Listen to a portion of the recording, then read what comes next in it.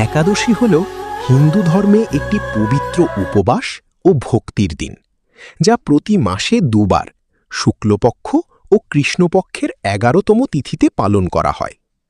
কেন একাদশী পালন করা হয়? ১. ভগবান বিষ্ণুর আরাধনা। একাদশী মূলত ভগবান বিষ্ণুর প্রতি ভক্তি প্রকাশের দিন। বিশ্বাস করা হয় এই দিনে উপবাস করলে ভগবান বিষ্ণু খুব প্রসন্ন হন। ২. পাপ মোচন ও আত্মশুদ্ধি। ধর্মীয় বিশ্বাস অনুযায়ী একাদশী উপবাস রাখলে মানুষের পাপ দূর হয় এবং মন ও আত্মা পবিত্র হয়। ৩. ইন্দ্রিয় নিয়ন্ত্রণ।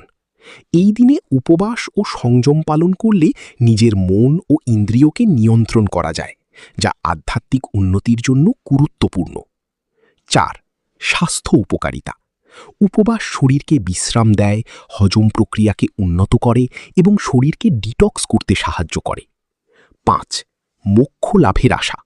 শাস্ত্রমতে একাদশী পালন করলে জন্ম মৃত্যুর চক্র থেকে মুক্তি বা মোক্ষ পাওয়া সম্ভব। কিভাবে পালন করা হয়? সারাদিন উপবাস, জলসহ বা নির্জলা, ভগবান বিষ্ণুর নাম জপ ও পূজা, ধর্মীয় গ্রন্থ পাঠ যেমন ভগবদ্গীতা, সৎ কাজ ও দান।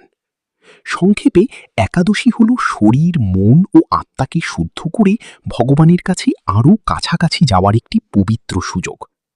চাও যদি আমি তোমাকে একাদশীর নির্দিষ্ট নিয়ম বা মন্ত্রগুলোও বুঝিয়ে দিতে পারি।